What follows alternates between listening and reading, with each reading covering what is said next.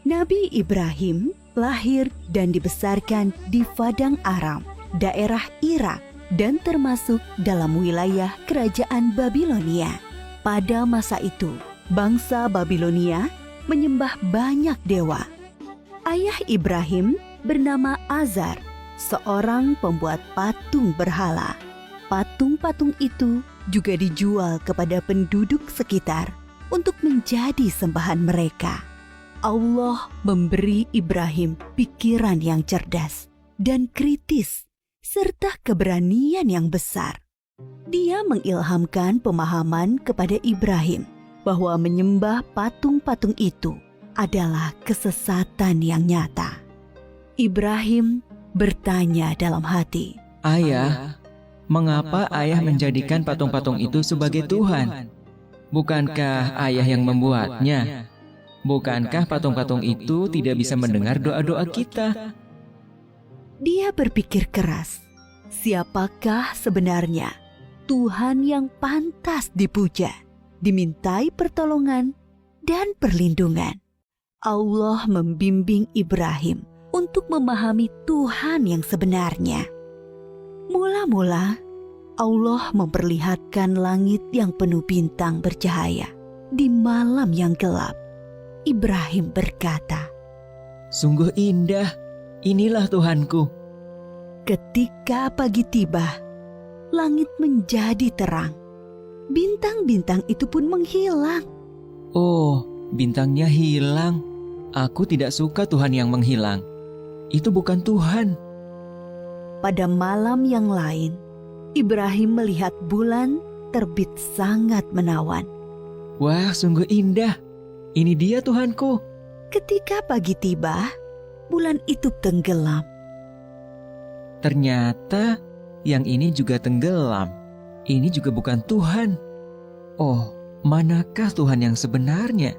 Kalau Dia tidak memberi petunjuk kepadaku, pasti aku juga sesat seperti kaumku.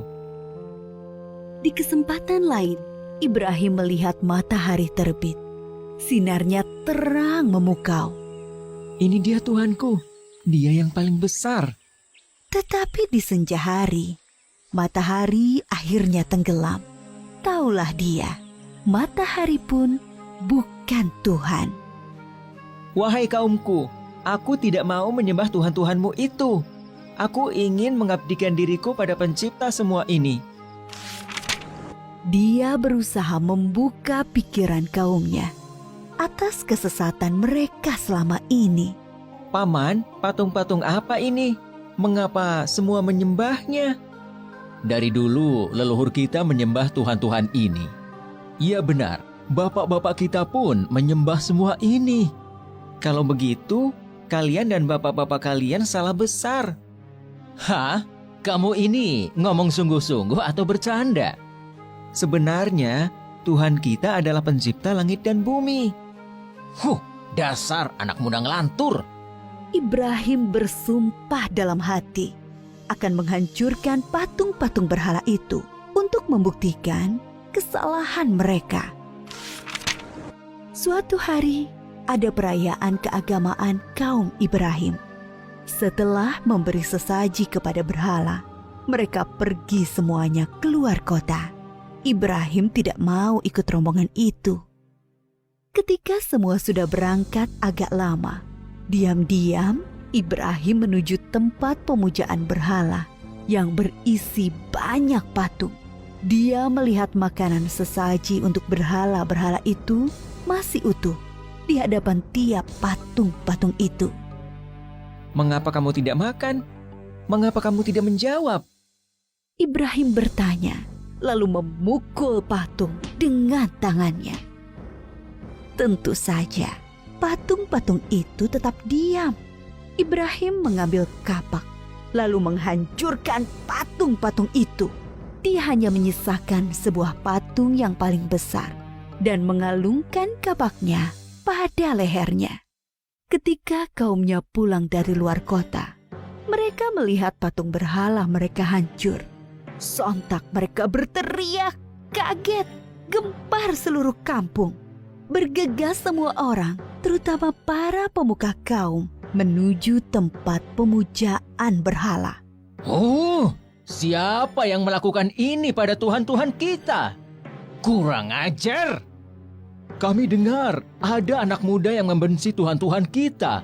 Ibrahim namanya. Bawa ke sini anak itu. Maka Ibrahim digiring ke hadapan para pemuka kaumnya. Disaksikan halayak ramai. Apakah kamu yang menghancurkan Tuhan-Tuhan kita, Ibrahim?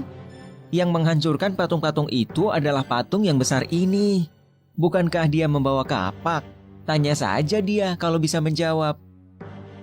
Orang-orang yang mendengar jawaban Ibrahim pun tersadar.